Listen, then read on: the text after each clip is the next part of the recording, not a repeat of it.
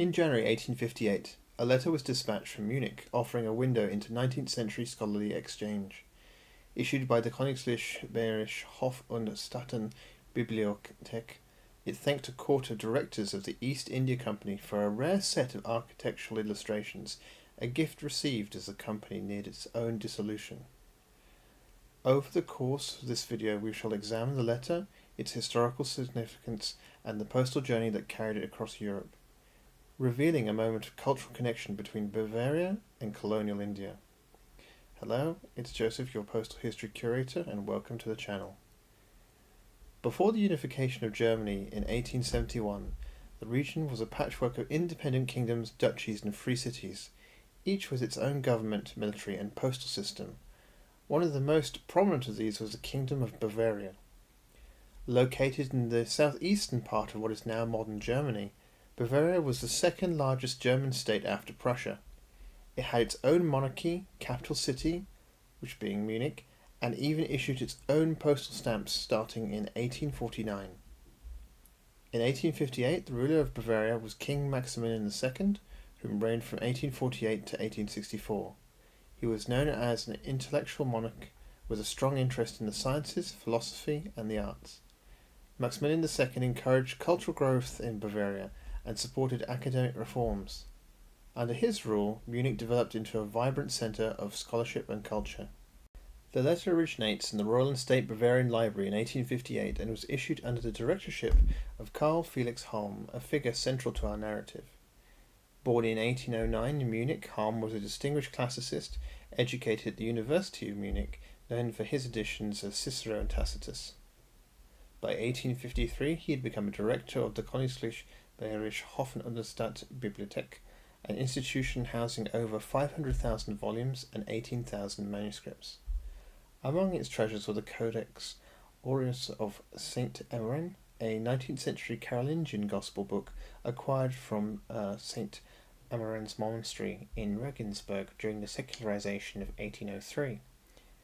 Halm's leadership saw rigorous cataloguing and controversial acquisitions, notably the Atan Cormorant's Oriental manuscripts, founded by the sale of a Gutenberg Bible, which was quite controversial at the time, although the path to the sale of this particular book was started before his tenure. With the recipient being the East India Company, which itself was founded in 1600 by a royal charter from Queen Elizabeth I, which granted it a monopoly on English trade with the East Indies. Initially, it was a trading venture which later became a powerful commercial and political force, shaping British colonialism in Asia with its own army and coinage bearing the sovereign, Queen Victoria. The letter is specifically addressed to the court of the East India Company, which had two courts, two governing bodies, which would either be the Court of Proprietors or the Court of Directors. As we can see, the letter is on Bavarian Royal Library stationery, with the imprint at the top, and you can already see how fragile it is with the extensive archival tape to the right side and bottom. The letter translated reads, "The Directorate of the Royal Bavarian Court and State Library wishes to acknowledge the receipt of the third series of the Gol Gumbaz at Bijapur, of the photographs of drawings of ancient buildings at Bijapur, kindly presented through the book dealer William and Norgate in London, with the expression of the sincerest thanks for this most valuable continuation." Preserved in the library's archives, the letter acknowledges a gift from the East India Company, most likely the third series of Monuments de tous les peuples, a rare 1843 publication likely from Paris, and known for its lithographic plates of global architectural monuments. The series focuses on the Bijapur, modern-day Bijapur, India, and its centerpiece, the Gol Gumbaz. The phrase photographs of drawings refers to lithographs which reproduced architectural sketches with precision. The Gol Gumbaz, completed in 1656 for Sultan Muhammad al-Shah, is renowned for its vast dome and whispering galley, where a single sound carries across the chamber. In 1858, such monuments captivated European scholars who relied on works like Monuments de tous les peuples to study non-European architecture. The East India Company's gift, delivered through Williams-Norgate, reflects their role in documenting India's heritage, though often with a colonial framework. Okay, so let's analyse the cover and look at the postal markings here.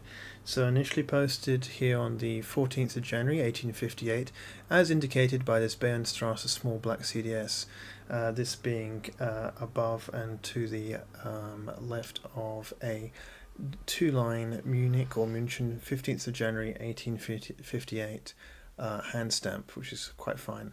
And down here we have a black postage paid hand stamp.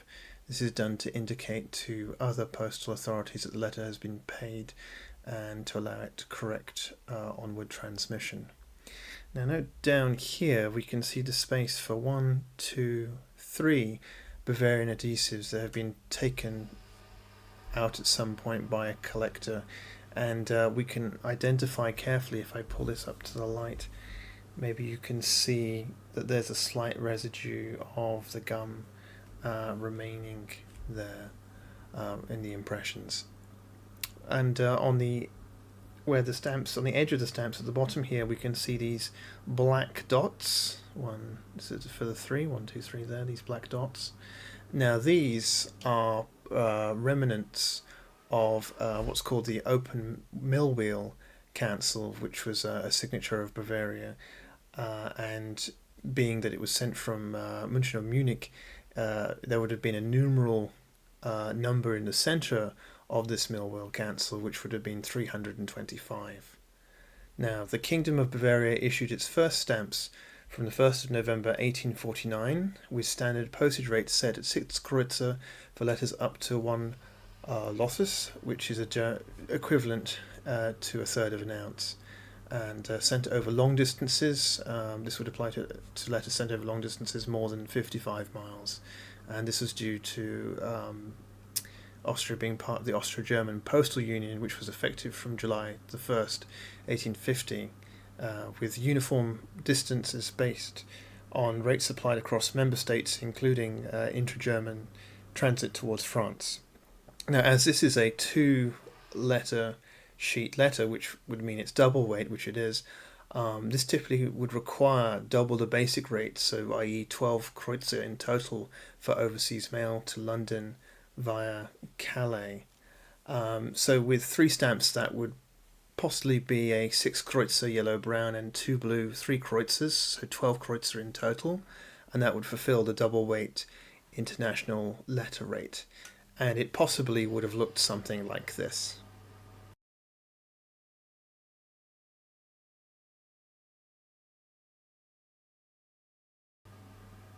Now, to the reverse, we can see what I think here is a partial Calais CDS.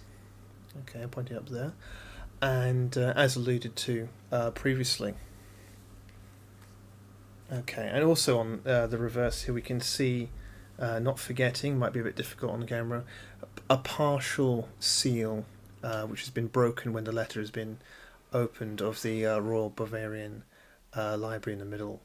And next to it here is just a manuscript receipt applied by a clerk at the East India Company on the receipt of the letter. And this also bears pointing out that on the front here, as you may have already noticed, a London paid receipt mark, which is dated the 16th of January 1858, which is a second acknowledgement of postage being paid. So the cover likely losing its stamps sometime after arriving in the UK, as there are no due marks or charges.